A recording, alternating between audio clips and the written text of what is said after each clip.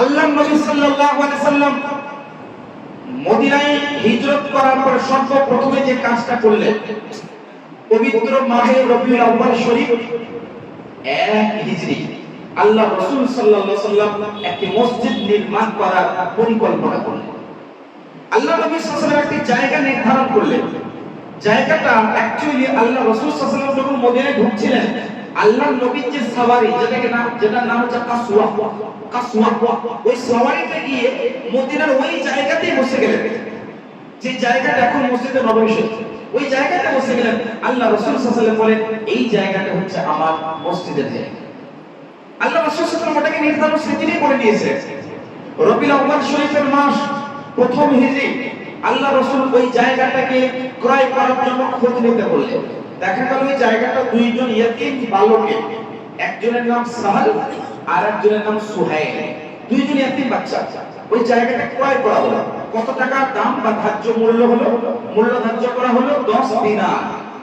আর ওই মূল্যটা দান করেছেন বা দিয়েছিলেন হযরত সাইয়্যিদুল আমিরুল মুমিনিন হযরত আবু বকর সিদ্দিক রাদিয়াল্লাহু তাআলা আনহু। ওই জায়গাটা ক্রয় করে মসজিদে নববী শরীফের জন্য ওয়াকফ করে দিয়েছেন। আরেকটি রিওয়ায়াতের মধ্যে এসেছে, ওই জায়গাটা বানু নাজার নামক একটি গোত্রের ছিল। আর তারা আল্লাহর নবীর দরবারে আরজ করলেন, ইয়া রাসূলুল্লাহ, এই জায়গাটার মূল্য আমি আপনার কাছে দুনিয়াতে নেব না, এই জায়গাটার মূল্য আমি মহান আল্লাহ পাকের কাছে নেব। তো বানু নাজার ওই গোত্র নাকি জায়গাটাকে মসজিদে নববীর জন্য দান করে দিয়েছে। তো দুইটি রিওয়ায়াত পাওয়া যায়। আল্লাহ রাসূল সাল্লাল্লাহু আলাইহি সাল্লাম জায়গা নির্ধারণ করার পরে এবার মসজিদে নববী শরীফের তামির করবেন, নির্মাণ করবেন। খুবই মনোযোগ দিয়ে শ্রবণ করবেন। এর সঙ্গে আমাদের ঈমান, আমাদের আকীদা, আমাদের বিশ্বাস এবং মুহাব্বত সম্পূর্ণভাবে যুক্ত থাকা দরকার। আল্লাহ রাসূল মসজিদে নববী নির্মাণ করছেন কিভাবে? সাহাবাবর্গদেরকে নিলেন আর নিজে হাতে নিজে পাথরকে বহন করছেন, নিজে বহন করছেন, সাহাবারা বহন করছেন। আর এইভাবে সাহাবাদেরকে উৎসাহিত করার জন্য, যাতে তারা কোনোভাবে এলে না যায়, কোনোভাবে পরিশ্রম করতে করতে হয়তো এমন হতে পারে যে আর শক্তি নেই। তো আল্লাহ রাসূল মুবারক বাণী দিয়ে হাদিস বলছেন, আল্লাহ নবীর হাদিস যদি কান দিয়ে শোনা যায়, ওই সময় যত বড় বড় পাথর বহন করা হোক, ওই পাথরের বহনটা বোঝাটা ভারী মনে হবে। তো আল্লাহ রাসূল একটি দোয়া করছেন আর পাথর বহন করছেন, আল্লাহুম্মা লা খায়রা ইল্লা খায়রুল আখিরা ফাগফির লিল আনসারি ওয়াল মুহাজিরা। হে আল্লাহ, হে রব্বুল আলামিন, প্রকৃত কল্যাণ, প্রকৃত ভালাই হচ্ছে আখিরাতের ভালাই। হে আল্লাহ, আনসার এবং মুহাজির সাহাবীদেরকে তুমি ক্ষমা করে দাও। यानी जुबान मुस्तफा से जारी है कि भलाई तो आखिरत की भलाई है। ये अल्लाह अंसार और मुहाजिर सहाबाए किराम की तो मगफिरत फरमा। ये दुआएं अगर जुबान मुस्तफा से जारी हो तो क्या कोई सहाबी रुक सकते हैं? तो এইভাবে ওনারা পাথর বহন করে করে মসজিদে নববী শরীফের নির্মাণ করছেন। ওই সময় মসজিদে নববী শরীফের যে নির্মাণ হয়েছে, ওই সময় আল্লাহ রাসূল সাল্লাল্লাহু আলাইহি ওয়াসাল্লাম একেবারে নিচে অংশ শুধুমাত্র পাথর দিয়েছেন, শুধুমাত্র পাথর এবং পাথর ধরে যে পিলারগুলো দাঁড়ানো হয়েছে, আমাদের যে পিলার হয়েছে মসজিদে, এই পিলারগুলো ছিল আপনার খেজুর গাছের টানা বলা হয়, খেজুর গাছের কাণ্ড যেটাকে বলা হয়, খেজুর গাছের কাণ্ড, মোটা মোটা ডাল দিয়ে পিলার।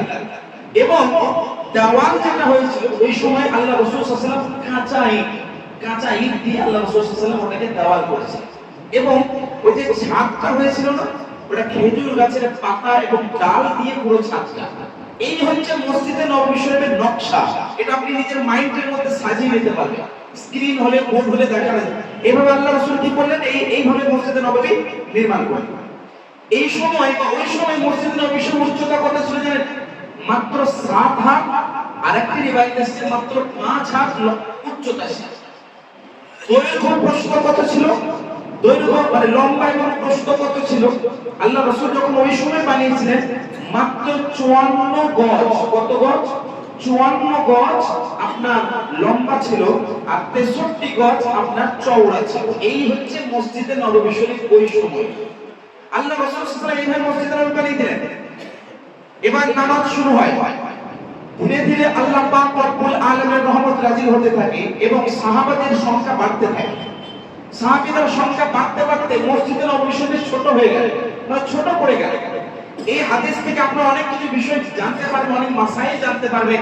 অনেক সময় আমাদের প্রশ্ন হয়, হুজুর পুরনো মসজিদ ভাঙা যাবে কিনা, মেম্বার ভাঙা যাবে কিনা, মেয়েরা ভাঙা যাবে কিনা, নানান প্রশ্ন হয়।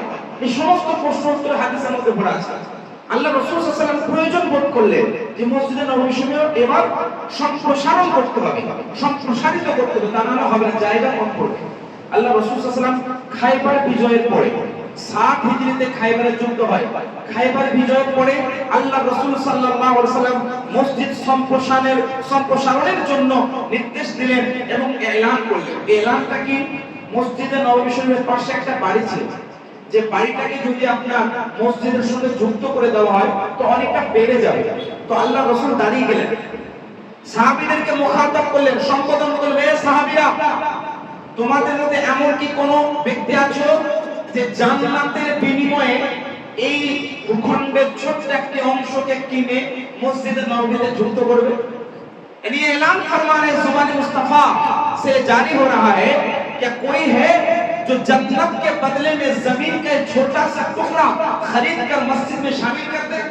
संगे संगे सय्यदुल आमिरुल मुमिनीन हजरत उस्मान गनी রাদিয়াল্লাহু তাআলা আন তারিখ গেলেন 10,000 দিরহাম। কত? 10,000 দিরহাম দিয়ে ওই বাড়িটাকে ক্রয় করলেন। ক্রয় করে আল্লাহ রাসূলের মোবারক হস্তে দিয়ে দিলেন যে আপনি এটা মসজিদে নববীতে যুক্ত করে নিন। আর 7 হিজরিতে মসজিদে নববী শরীফ 100 হাত করে লম্বা এবং চওড়া হয়ে গেছে। এটা হচ্ছে রাসূলের পাকের যুগের সবথেকে বড় মসজিদ, মানে 100 হাত লম্বা, 100 হাত চওড়া। উচ্চতা ওটাই ছিল 7 হাত কে 5 হাত, কিন্তু লম্বা চওড়া কত? 100 হাত লম্বা, 100 হাত লম্বা, 100 হাত চওড়া। এটাই আল্লাহ রাসূলের জামানায় 7 হিজরিতে নির্মিত হয়। আর এটা ক্রয় করেছিলেন সাইয়্যিদুনা উসমান গনি রাদিয়াল্লাহু তাআলা। অনেক সময় আমরা যারা এই সুন্নি হানাফি জামা মসজিদে অনেকে আলহামদুলিল্লাহ দান খায়রাতের মাধ্যমে মসজিদটা নির্মাণ করছেন। এই হাদিস থেকে আমাদের অনেকের শিক্ষা, হযরত উসমান গনি রাদিয়াল্লাহু তাআলা ওই জামানায় 10,000 দিরহাম দিয়ে একটা ছোট অংশকে ক্রয় করে মসজিদে নববীতে যুক্ত করেছে। যেটার মূল্য আজকে কত জানেন? যেটা মূল্য আমি ক্যালকুলেশন করি নাই, আপনারা মনে মনে করতে পারেন, আমার থেকে ম্যাথমেটিক্স ভালো জানবেন। 10 দিরহাম চাঁদির দাম বর্তমানে প্রায় 5,000 টাকা। কত টাকা বললাম? 10 দিরহাম চাঁদি, যেটা 33 গ্রাম হয়। কত গ্রাম? 33 গ্রাম। বাজার মূল্য আমার জিজ্ঞেস করা নেই, তা আনুমানিক বলছি 4 থেকে 5,000 টাকা বর্তমানে মূল্য হবে। কত দিরহাম চাঁদি? 10 দিরহাম। তো 10 দিরহাম চাঁদির মূল্য যদি 5,000 হয় তো 100 দিরহাম চাঁদির মূল্য কত হবে? 50,000। কত হবে? 50,000 হবে। হবে না? 100 দিরহাম চাঁদির দাম 50,000 হবে। তো এবার 1,000 দিরহাম চাঁদির দাম কত হবে? হিসাব করে কত হবে? প্রায় কত হবে বলুন? আমার থেকে আপনার ক্যালকুলেশন ভালো যাবে। তো 1,000 দিরহাম নয়, 10,000 দিরহাম আল্লাহ রাসূলের মোবারক হস্তে দিয়েছেন। 10,000 দিরহাম, মানে কয়েক কোটি টাকা আজকে বাজার মূল্য, কয়েক কোটি টাকা বাজার মূল্য, যেটি আল্লাহ রাসূলের মুহাব্বতে ঈমান ও বিশ্বাসের সাথে ইসলামের খাতিরে ওই মসজিদে নববী শরীফের জন্য হযরত উসমান গনি রাদিয়াল্লাহু তাআলা কয়েক কোটি টাকা মূল্য আজকে বাজার মূল্য, যেটা হযরত উসমান গনি রাদিয়াল্লাহু মসজিদে নববীতে যুক্ত করে দিয়েছে। এটা সবথেকে 100 গজ চওড়া, মানে 100 হাত চওড়া, 100 হাত লম্বা। আল্লাহ রাসূলের জামানাতে এই পর্যন্ত ছিল মসজিদে নববী। সেই সময় 3টে দরওয়াজা ছিল মসজিদে নববী। যারা এখন গিয়েছেন, উমরা করেছেন, হজ করেছেন, তারা দর্শন করেছেন। অধম আমি যাইনি, আল্লাহ যদি চাই ইনশাআল্লাহ যাব। আপনারা যারা দেখেছেন বা যারা জাননি, মোবাইলে দেখেছেন বা হয়তো আগামীতে যাবেন, 3টে দরওয়াজা ছিল সেই যুগে। আজকে তো প্রায় 85টা দরওয়াজা আছে। কটা? প্রায় 85টা। প্রায় টোটাল দরওয়াজা আজকে 85টা আছে মসজিদে নববী শরীফ। আর চতুর্দিকে এদিকে ওদিকে ঢোকা প্রায় 85টা। সেই যুগে মাত্র 3টে দরওয়াজা। একটি দরওয়াজার নাম হচ্ছে বাবে রহমত, যেটাকে বলে বাবে আতিকা। আরেকটি দরওয়াজা ছিল যেটার নাম বাবে জিবরাইল, অর্থাৎ বাবে আলে উসমান। হযরত উসমান গনি রাদিয়াল্লাহু আনহু আল দিয়ে নাম ছিল বাবে আলে উসমান। আর তৃতীয় দরওয়াজা, যে দরওয়াজাটা পরবর্তীতে আপনার যখন কিবলা পরিবর্তন হয়, আমাদের 16 মাস পর্যন্ত বাইতুল মুকাদ্দাসের দিকে ঘুরে নামাজ আদায় হতো। 16 মাস পরে যখন মসজিদ পরিবর্তন হয়, মানে কিবলা পরিবর্তন হয়, তখন ওই দরওয়াজাটা বন্ধ করে দেওয়া হয়েছে। তো টোটাল দরওয়াজা কয়টা ছিল? 3টা। পরবর্তীতে হয়েছিল কয়টা? মাত্র 2টা। আচ্ছা, এখানে আমি স্টপ করে একটা উত্তর আপনাদেরকে দিই। অনেক সময় দেখবেন মসজিদের দরওয়াজায় লেখা থাকে, কি দরওয়াজায় লেখা থাকে? সুন্নি হানাফি জামা মসজিদ, মসজিদে আলা হযরত, মসজিদে গৌসে আযম, মসজিদে গরিবে নওয়াজ, মসজিদে আয়েশা, মসজিদে সিদ্দিক আকবর, এরকম বিভিন্ন জায়গায় নাম থাকে না? অনেক ব্যক্তি এটাকে শিরক, বিদআত, হারাম, নাজেস কত যে ফতোয়া দিয়ে দেয়, আমরা কান ভরে দেব আপনারা শুনে। দেখা যায় না যে এই মসজিদ, আর মসজিদ তো আল্লাহর ঘর, ওই মসজিদের দরওয়াজায় লিখে দিচ্ছে মসজিদে গৌসে আযম, মসজিদের দরওয়াজায় লিখে দিচ্ছে মসজিদে আলা হযরত, মসজিদের দরওয়াজায় লিখে দিচ্ছে মসজিদে গরিবে নওয়াজ, মসজিদের দরওয়াজায় লিখে দিচ্ছে মসজিদে গরিবে নওয়াজ, মসজিদে খাজা গরিবে নওয়াজ। এই যে নামগুলো, এগুলো তো শিরক, মানে আল্লাহর ঘরে বান্দার নাম, ये तो शिरक कर लिया, ये बिदअत है, हराम है, नाजायज है, गुनाह है। অনেকে মনে করেন এটা সহিহুল বুখারীর হাদিস পেশ করছে আপনাকে, আল্লাহ রাসূল নিজে দাঁড়িয়ে নিজে থেকে তিনটে দরওয়াজা, মসজিদে নববীর তিনটে দরওয়াজার নাম লিখেছিলেন, বাবে রহমা, বাবে জিবরাইল, মানে বাবে আলে উসমান। হযরত উসমান গনি রাদিয়াল্লাহু আনহুর খানদানের নাম দিয়ে বাবে আলে উসমান, বাবে আতিকা, এইভাবে আল্লাহ রাসূলের জামানায় নাম লেখা আছে। তাহলে এই ফতোয়াটা আমাদের উপর পড়বে না, কোথায় যাবে? বুঝতে পারছেন? মানে এই যে ফতোয়া দেওয়ার আগে মানুষ ভাবে না যে কথাটা কোথায় গিয়ে যাবে, দেখবে নাম লেখার কারণে ওইটা ওনার বাড়ি হয়ে যায় না, বরং এটা বরকতের জন্য আল্লাহ পাক রব্বুল আলামিনের রহমত অর্জন করার জন্য এরকম নামকরণ করা হয়। কিন্তু এর মানে এটা নয় যে ওটা শিরক হয়ে গেল। এগুলো যে ভুলভাল ফতোয়া, এইরকম যদি ফতোয়া দিতে হয় তাহলে কোথায় গিয়ে পৌঁছাবে নিজেরে ভালো। তো আল্লাহ রাসূলের জামানায় মসজিদে নববী শরীফের এই হচ্ছে স্ট্রাকচার। পরবর্তীতে হযরত সাইয়্যিদুনা আমিরুল মুমিনিন হযরত ওমর ফারুক রাদিয়াল্লাহু তাআলা আনহুর জামানায় মসজিদে নববী শরীফের সম্প্রসারণের প্রয়োজন হলো। কেন? সাহাবাগণ এবং মুসলমান সংখ্যা বাড়তে লাগলো, বিভিন্ন জায়গায় ফাতহ হলো, মানে যুদ্ধের পরে বিজয় লাভ করলেন মুসলমানেরা, সাহাবা বর্গরা, তো মুসলমানদের সংখ্যা বেড়ে যায়, যার কারণে মসজিদে নববী শরীফের সম্প্রসারণের প্রয়োজন হলো। যেমন আমাদের মসজিদের প্রয়োজন ছিল, তো প্রয়োজন হলো। হযরত ওমর ফারুক রাদিয়াল্লাহু তাআলা আনহু মসজিদটা নির্মাণ করেছেন।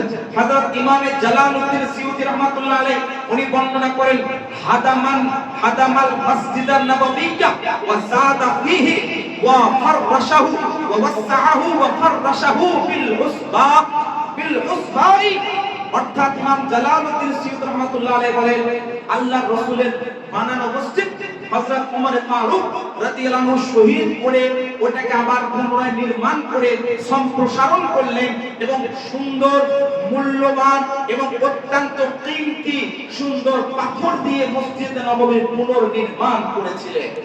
মসজিদ যখন নির্মাণ হয়ে যায়, হযরত ওমর ফারুক রাদিয়াল্লাহু তাআলা আনহু বলছেন, আল্লাহর কসম, আল্লাহর নবীর মুখ থেকে যদি বাণীটা আমি না শুনতাম যে পরবর্তীতে মসজিদে নববী তোমাদের সম্প্রসারণ করতে হবে, আমি ওমর ফারুক জীবনে করতাম না। এবার এখান থেকে আরেকটা স্টপ করে আপনাদেরকে আমি মাসাইল বা আকীদা দিয়ে যাই। ওমর ফারুক রাদিয়াল্লাহু আনহু কি বললেন? আল্লাহর কসম, আমি মসজিদে নববী শহীদ করে পুনরায় নির্মাণ করতাম না যদি এই বাক্যটা না শুনতাম। কি বাক্য? আল্লাহ নবী বলেছিলেন ভবিষ্যতে তোমাদেরকে মসজিদে নববী কি করতে হবে? সম্প্রসারণ করতে হবে। এটা আপনাকে ছোট্ট একটি কথা মনে হচ্ছে না? এটা হচ্ছে ইলমে গায়েবের খবর, এটা হচ্ছে ভবিষ্যৎবাণী। यानी अल्लाह के रसूल को मालूम था अभी मदीना में लोग रहने वाले कम है, लेकिन आइंदा रहमत खुदाबंदी होगी और मुसलमानों की तादाद इतनी बढ़ेगी कि मस्जिद नबवी शरीफ की और ज्यादा इजाफा करने की जरूरत पड़ेगी। उमर फारूक को कर देना, এটা একটা ভবিষ্যৎবাণী, এটা গায়েবের খবর। ওমর ফারুক রাদিয়াল্লাহু আনহু বিশ্বাস করতেন এটাই ছিল গায়েবের খবর, যেটা সাহাবীদের আকীদা ছিল মহান নবী সাল্লাল্লাহু আলাইহি ওয়াসাল্লামের সম্পর্কে। হযরত ওমর ফারুক রাদিয়াল্লাহু আনহু যুগে মসজিদে নববী শরীফটা শহীদ করা হয় এবং যে নির্মাণ হয়েছিল কিভাবে জানেন? ওই যে ভিতরে পাথর ছিল এবং এই যে পিলারগুলো ছিল আপনার খেজুর গাছের কাণ্ড দিয়ে ওগুলো সরিয়ে দেওয়া হয়েছে, আর কাঁচা ইট দিয়ে পিলার করা হয়েছে। কাঁচা ইট দিয়ে পিলার করা হয়েছিল এবং কাঁচা ইট দিয়ে আপনার পাথর দিয়ে কাপড় ইত্যাদি, কাপড় পাথর দিয়ে আপনার ওই যে আপনার বালু, এবং শুধু মাটি ছিল না, বালু ছিল না, শুধুমাত্র ওই যে নিচে আজকে আমরা মার্বেল দিই না, তো সেই যুগে ওমর ফারুক রাদিয়াল্লাহু আনহু যুগে কি করেছেন? ছোট ছোট কাপড় বিভিন্ন ছোট ছোট পাথরকে বিছিয়ে দিয়েছিলেন। মানে এক কথায় সেই যুগের পাকা ছোট ছোট কাপড় ইত্যাদি দিয়ে বিছিয়ে দিয়েছিলেন এবং এইভাবে মসজিদে নববী শরীফকে আবার পুনরায় নির্মাণ করেছেন। ওনার যুগে মসজিদের চওড়া ছিল আপনার ওই সময় চওড়া এবং লম্বা 120 থেকে 140 গজ। কত ছিল? 120 থেকে 140 গজ লম্বা এবং চওড়া, চওড়া এবং লম্বা। আর উচ্চতা ওটাই ছিল সাত কি 5 হাত, তার থেকে কিছুটা বেশি। এটা ওমর ফারুক রাদিয়াল্লাহু আনহু যুগে। তৃতীয়বার আবার সম্প্রসারণের প্রয়োজন হয়। আমি খুবই দ্রুত বেগে বলছি যে এটা ইতিহাসের বিষয়ে সময়ের দরকার, আমি সংক্ষেপে আপনাদেরকে বোঝাই। তৃতীয়বার আবার এই মসজিদে নববী শরীফটি নির্মাণের প্রয়োজন হলো। কেন? কারণ সেই সময় সাহাবাগণ বিভিন্ন জায়গায় ফাতাহ করলেন, বিজয় লাভ করলেন, সংখ্যা বেড়ে যায়, আবার পুনরায় নির্মাণ করার প্রয়োজন হলো। তো আমিরুল মুমিনিন সাইয়্যিদুনা উসমান গনি রাদিয়াল্লাহু তাআলা আনহুর জামানায় আবার পুনরায় মসজিদে নববী শরীফের নির্মাণ করা হয়।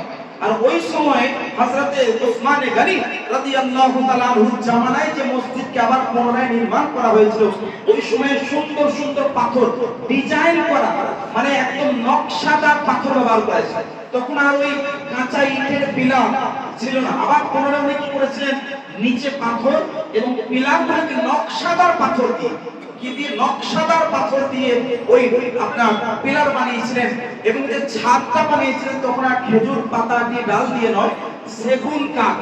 সেই সময় ওই যুগে ওই সময় হয়তো अवेलेबल ছিল, যেটা হাদিসে এসেছে সাফওয়ান, যেটা উর্দুতে বলা হয়, বাংলাতে সেগুন কাঠ। সেগুন কাঠ দিয়ে ছাদ বানিয়েছিলেন হযরত ওসমান গনি রাদিয়াল্লাহু তাআলা আনহু। এবং ওনার সময়ে যে লম্বা এবং চওড়া প্রায় ওই সময়ে আপনার 200 গজ, 200 গজ চওড়া এবং 163 গজ লম্বা পর্যন্ত আপনার মসজিদে নববী শরীফকে সম্প্রসারণ করা হয়েছে।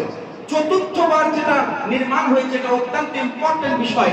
চতুর্থবার যে মসজিদে নববী শরীফের নির্মাণ হয়, পুনর্নির্মাণ, সেই সময়ে আপনার ওয়ালিদ ইবনে আব্দুল মালিকের হুকুমত ছিল। ওয়ালিদ ইবনে আব্দুল মালিকের ওই সময় মদিনা শরীফের গভর্নর ছিলেন হযরত সাইয়্যিদুনা উমর ইবনে আব্দুল আজিজ রাহমাতুল্লাহি আলাইহি, যিনি হচ্ছেন খলিফায়ে রাশিদ। উনি কি করলেন, মদিনার মসজিদে নববীর চতুর্দিকে যত বাড়িঘর ছিল সবকে কিনে নিলেন। চতুর্দিকে বাড়িঘরকে কিনে নিলেন, চতুর্দিকে বাড়িঘর কিনে নিয়ে মসজিদে নববী শরীফে যুক্ত করে দিলেন। মানে পুরো বাড়িঘরকে কিনে একদম শহীদ করে দিয়ে ও পুরো মসজিদে নববী শরীফে যুক্ত করে দিলেন। এবার এখান থেকে একটা মসলা, একটা ফতোয়া আপনারা পেয়ে গেলেন, যেটা হয়তো পরবর্তীতে, আগে মসজিদ ছিল না, ওই অংশটাকে কিনে গিয়ে যদি মসজিদে যুক্ত করা যাবে। কোন মসজিদকে অমসজিদ করা যাবে না, মানে অলরেডি মসজিদ ছিল ওটাকে বাদ দেওয়া যাবে না, যেখানে একবার সাজদা হয়েছে।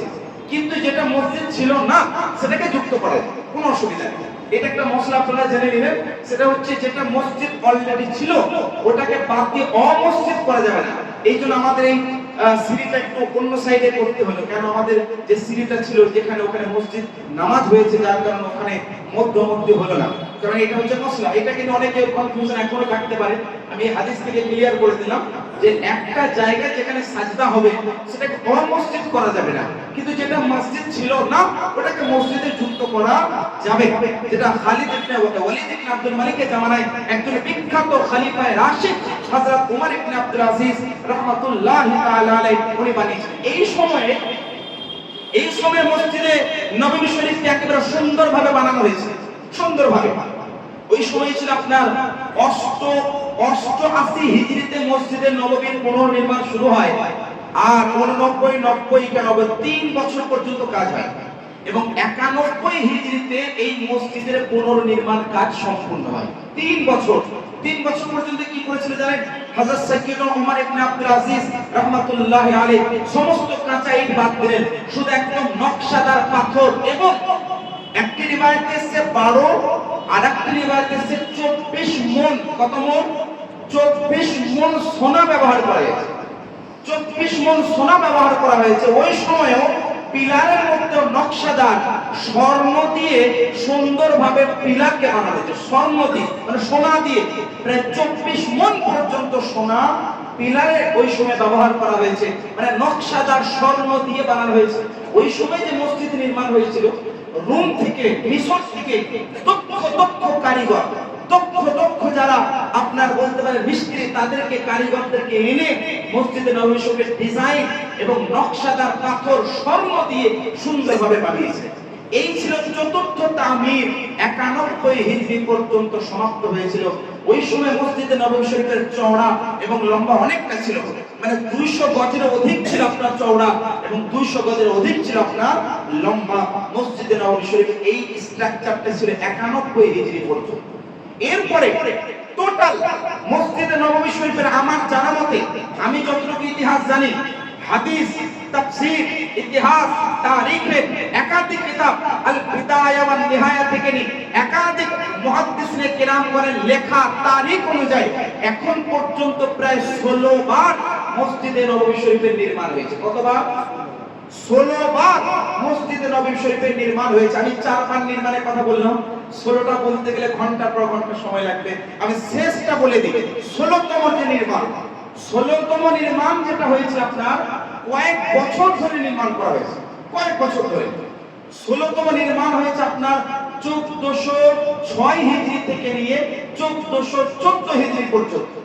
1406 হিজরিতে শুরু হয় এবং 1414 হিজরি পর্যন্ত এই কাজটা চলে, মানে প্রায় বলতে পারেন প্রায় 8 বছরের অধিক, 8 বছরের অধিক এই কাজটা চলে।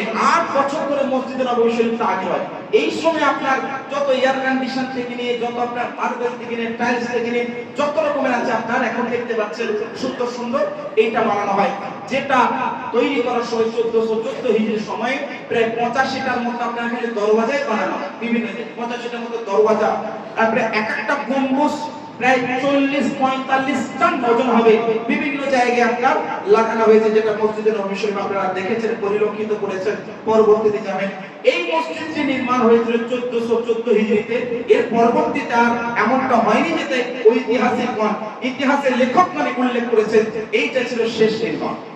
আচ্ছা, এই যে মসজিদে নববী শরীফ যেটা প্রথম থেকে নিয়ে 1414 হিজরি পর্যন্ত আপনারা যে শুনলেন একদম সংক্ষেপে, এটা দিয়ে কতগুলো শিক্ষা পেলেন? আমি আপনাদের কয়েকটি শিক্ষা আপনাদেরকে বলি, কয়েকটি শিক্ষা। প্রথম শিক্ষা যে মসজিদ এটা আমাদের বাড়ির মতো নয়। মসজিদের সঙ্গে যে কোনো সম্পর্ক থাকবে, শুধু বাড়ির মতো নয়।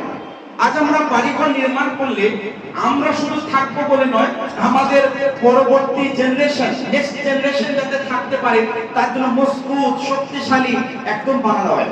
কি বানানো? এয়ার কন্ডিশন লাগাও, এই মার্বেল লাগাও, এত দামি টাইলস লাগাও। কেন? কেন? আমার পরবর্তী প্রজন্মরা যাতে থাকতে পারে, মানে 100 বছর যাতে না ভাবতে হয়। এটা ভাবে না অনেকে, অনেকে হয়তো ভাবে, অনেকে ভাবে না, তবে অধিকাংশ ভাবে। কিন্তু একবার ভেবে দেখবেন, মসজিদ যেটা বানানো হয় এটা বাড়ির জন্য নয়, বাড়ির মতো নয়।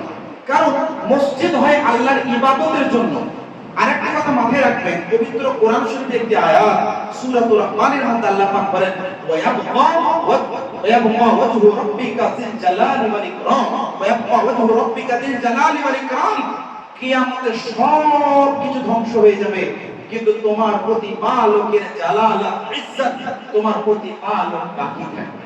এখানে আল্লাহ পাক কোরআনে বলেন, এই আয়াতের তাফসীরে তাফসীর ইবনে কাসীর, তাফসীরুল কবীর সহ একাধিক তাফসীরের মধ্যে উল্লেখ আছে এই যে মসজিদগুলো নির্মাণ হচ্ছে, যেমন কাবা ঘরটি আছে, কাবা ঘরটি যে আপনি দেখতে পাচ্ছেন তার উচ্চতা, দৈর্ঘ্য, প্রস্থ এতটুকুই কাবা নয়। ওই যে কাবা ঘরটা আছে, স্ট্রাকচারটা চারকোনা, ওই কাবা ঘরের একদম 7 তবক জমিনের তল পর্যন্ত হচ্ছে কাবা। ওই কাবা ঘরের উপর 7 তবক আসমান পর্যন্ত হচ্ছে কাবা। 7 তবক আসমান পর্যন্ত কাবা, ওইটুকু নয় যেটা দেখতে পাচ্ছেন। সুতরাং এই যে মসজিদ আপনি বসে আছেন, এই মসজিদটা শুধুমাত্র যতটা দৈর্ঘ্য, প্রস্থ, লম্বা, চওড়া এতটুকুই মসজিদ নয়। এই মসজিদ আপনারা যে বানালেন, সে 2000 স্কয়ার ফুট হোক, 3000 স্কয়ার ফুট হোক, 4000 স্কয়ার ফুট হোক, যেটুকুই হোক, এতটুকু শুধু মসজিদ নয়। এই 4000 স্কয়ার ফুট মসজিদের নিচে 7 তবক জমিন পর্যন্ত মসজিদ এবং 7 তবক আসমান পর্যন্ত হচ্ছে মসজিদ। একটা মাসালা আপনাদেরকে বলে দিই, মসজিদের ভিতরে বর্তমান সময়ে জুতো পরে মসজিদে যাওয়া আদবের কাজ না বেয়াদবি? কিসের কাজ? আচ্ছা, কাজ করার জন্য তো করতে হবে, তাহলে আপনার গোটা বলছে না, এমনি সময় বলছে আপনার মসজিদ তৈরি হয়ে গেল, আপনি কেউ জুতো পরে যেতে পারবে? তা বেয়াদব হবে না? কেউ যদি ভাবে মসজিদ হচ্ছে গ্রাউন্ড ফ্লোরটা, ফার্স্ট ফ্লোরটা, সেকেন্ড, থার্ড ফ্লোরটা, ফোর্থ ফ্লোরটা, ওর উপরে ছাদের উপরে জুতো পরে যাওয়া যাবে, মনে রাখবেন ছাদের উপরটাও মসজিদ, ওখানেও আদব বজায় রাখতে হবে। এগুলো একটা শিক্ষা যে মসজিদ হয় আল্লাহর ইবাদতের জন্য। এবার যেটা বলছিলাম, মুফাসসিরিনগণ বর্ণনা করেন যে মসজিদগুলো দুনিয়াতে বানানো হয় কিয়ামতে সব ধ্বংস হয়ে যাবে, কিন্তু আল্লাহর রহমতে এই সমস্ত মসজিদ সাততরফ জমিন থেকে নিয়ে সাততরফ আসমান পর্যন্ত আল্লাহ পাক পুরোটাকে উঠিয়ে নেবে। यानी कियामत में बर्बाद नहीं होगी, कियामत में फना नहीं होगी, खत्म नहीं होगी। সুতরাং এটা বিরাট একটি মেসেজ আমাদের জন্য যে আজকে যারা ছোট্ট ছোট্ট পুঁজি লাগাচ্ছেন এই মসজিদের নির্মাণের জন্য দান খায়রাত করছেন, মনে রাখবেন আপনার জন্য মহান নবী সাল্লাল্লাহু আলাইহি ওয়াসাল্লাম মহান আল্লাহ পাক গ্যারান্টি দান করেছেন যে মসজিদটা তোমার জন্য হয়ে গেল। সুতরাং মান বানা লিল্লাহি মাসজিদান বানাল্লাহু লাহু বাইতান ফিল জান্নাহ, তোমার জন্য আল্লাহ জান্নাতে তো অবশ্যই একটি ঘর নির্মাণ করলেন, তার সাথে সাথে তোমার বানানো মসজিদটা কিয়ামতেও ধ্বংস হবে না, বরং এটা আল্লাহ পাক উঠিয়ে নেবেন। বিরাট একটি শিক্ষা এবং মেসেজ আমরা পেলাম। নানান ভাবে মানুষ অনেকভাবে প্রশ্ন মাগ করে, বিভিন্ন সময় আমার কানেও আসে, বিভিন্ন সময় অনেকে ভাবে বলেন হুজুর মসজিদে এতগুলো দরজা করা কি দরকার, ফালতু খরচা, হয় না? এতগুলো দরজা যে হলো ডান পাশে সামনে, হয় না? এরকম প্রশ্ন হয় না? আমি হয়তো ভুল বলছি কিনা জানি, কিন্তু অনেক সময় শোনা যায় এতগুলো মসজিদে ডান দিকে দরজা করা কি দরকার, ফালতু খরচা, দেওয়ালে হয়ে যেত, সামনে এতগুলো দরজা করা কি দরকার। হতেই পারে মানুষের একটা মানবিক ধারণা চিন্তা হতে হবে, এগুলো স্বাভাবিক, এগুলো খারাপ কিছু নয়। মানুষের মাঝে মাঝে পরামর্শ দেওয়া আলোচনা করা ভালো জিনিস, এটা অনেক সময় জিনিস সুন্দর হয়। বলতে পারে এতগুলো দরজা কি দরকার, সামনে এত দরজা কি দরকার, দেওয়াল হয়ে মনে রাখবেন এগুলো যে বানানো হচ্ছে কারোর জন্য না, মহান আল্লাহ পাকের জন্য। এই যে সুন্দর ডিজাইন, বেশি দরজা করে সুন্দর লাগছে, বেশি ডিজাইন হচ্ছে, তো এইটা কিসের জন্য হচ্ছে? মহান আল্লাহ পাকে রাজি করার জন্য না। এই যে মনে রাখবেন এই যে ডিজাইন গুলো, এগুলো কোনো লাভ আছে, স্বভাব আছে। ধরুন কিভাবে এই যে মেহরাবটা দেখছেন না, মেহরাবটা আল্লাহ রাসূলের জামানায় মেহরাব ছিল না, ওমর ফারুক রাদিয়াল্লাহু জামানায় মেহরাব ছিল না, উসমানে গনি রাদিয়াল্লাহু জামানায় মেহরাব ছিল না। যে চতুর্থবার নির্মাণ হয়েছিল, চতুর্থবার নির্মাণ কে করেছিলেন? হযরত ওমর ইবনে আব্দুল আজিজ খলিফা রাশিদ, উনি যখন নির্মাণ করেন তখন মেহরাব এই অংশটা বানানো হয়েছে। তারপরে এই যে আপনার বিভিন্ন মসজিদের চার কোণাতে চারটে বড় বড় মিনার হয়, এই চারটে মিনার প্রথা এটাও হযরত সাইয়্যিদনা ওমর ইবনে আব্দুল আজিজ রাহমাতুল্লাহ আলাইহি 91 হিজরিতে ওই সময় এই প্রথাটা প্রচলন হয়। মানে 91 হিজরির পরে এই যে চারটে মিনার তৈরি হয়। অনেক সময় বলতে পারে না, বিভিন্ন কথায় কথায় দেখবেন বলতে গেলে অনেক সময় দরকার। আমি এবার সমাপ্ত ঘোষণা করব। বিভিন্ন ক্ষেত্রে বিভিন্ন কাজে বলা হয় এটা বিদআত, ওটা হারাম, ওটা নাজায়েজ। তো যারা দেখবেন বিদআত নাজায়েজ ফতোয়া দেয়, তাদের মসজিদেও তো মিনার আছে না নেই? তো মিনারটাও তো বিদআত। আল্লাহ রাসূলের জামানায় ছিল না, আবু বকর সিদ্দিকের জামানায় ছিল না, ওমর ফারুকের জামানায় ছিল না, উসমান গনির জামানায় ছিল না, মাওলানা আলীর জামানাতেও ছিল না। ছিল কখন? 91 হিজরিতে হয়েছে। হযরত সাইয়্যিদনা ওমর ইবনে আব্দুল আজিজ রাহমাতুল্লাহ, একদম অথেন্টিক কথা বলছি, একটা এইদিক ওদিকের বাংলা চুরি বই থেকে, বাংলা চুরি বইয়ের আমি হাওয়ালা দিয়ে বলছি, সবটা হাদিস এবং তারিখ এবং গ্রহণযোগ্য কিতাব থেকে বলছি। 91 হিজরি, তো 91 হিজরিতে আপনারা তাহলে বিদআত হয়ে যাবে, কারণ 11 হিজরিতে মহান নবী সাল্লাল্লাহু আলাইহি ওয়াসাল্লাম ওফাত লাভ করেন। মহান নবী সাল্লাল্লাহু আলাইহি ওয়াসাল্লাম 11 হিজরিতে ওফাত লাভ করেন, 100 হিজরির পূর্বে সাহাবাগণ ইন্তেকাল করেন, ওফাত লাভ করেন। তাহলে 91 হিজরির আগে সাহাবাগণ, বড় বড় সাহাবাগণ ওফাত লাভ করেন। তাহলে মোট কথা আল্লাহ নবী জামানায় ছিল তাহলে বিদআত। তো এরকম বিদআত ইত্যাদি ফতোয়া দিয়ে কোনো লাভ নেই। এগুলো হচ্ছে জায়েজ কাজ, ভালো কাজ, সওয়াবের কাজ, নেকির কাজ। আর এই যে ডিজাইন বানানো হয়, এটা লোক দেখানো নয়, এটা মহান আল্লাহ পাককে রাজি করেন, যাতে মুসলমান দেখলে মানুষ আরো আকৃষ্ট হয়, মসজিদের দিকে ধাবিত হয়, মসজিদে দেখে মনটা শান্তি ও প্রশান্তি লাভ করে এবং মসজিদে প্রবেশ করতে ইচ্ছে করে, ভালো লাগে। বাস্তব যেটা কথা, ফ্যাক্ট যেটা, সেটা হচ্ছে মানুষের গরম যদি খুব বেশি লাগে আর যদি মসজিদের ফ্যান না চলে না, ওই ব্যক্তিকে বলবেন তো ফরজ সুন্নত পড়ার পর তুমি 1 ঘন্টা তাসবিহ পড়ো। এত মুত্তাকি পরেজগার ব্যক্তি খুব কম আছে, অনেক আছে আল্লাহর রহমতে। এটা আমি ফ্যাক্ট বলছি, কেউ অস্বীকার করতে পারবেন এটা, আপনি হোক আর আমি হোক। এত গরম, আপনার পাসিনা একদম ঘাম বেরিয়ে চলে যাচ্ছে, আর আপনি ফরজ সুন্নত নফল সমাপ্ত, তারপরে 1 ঘন্টা তাসবিহ পড়বেন? এক একজন আছেন আল্লাহর বান্দা, নেই তা বলছি, কিন্তু অধিকাংশ থাকবে কেন? মসজিদে ফ্যান নেই, কত গরমে থাকবে কিভাবে? তো এই যে এয়ার কন্ডিশন, এসি, ফ্যান এগুলো দরকার, সময়ের সাথে সাথে প্রয়োজন, যেগুলো আমরা মহান আল্লাহ পাককে রাজি করার জন্য, যাতে বান্দাগণ আরো বেশি মসজিদে আকৃষ্ট হয় এবং কি করে ইবাদতে আরো বেশি ভালো লাগে, মজা লাগে, তাই মসজিদে এগুলো বাড়ানো হয়। তো মনে রাখবেন এই সমস্ত কথা যেগুলো আপনারা শুনলেন, এগুলো হচ্ছে আপনার মসজিদ নির্মাণের জন্য অত্যন্ত জরুরি বিষয়।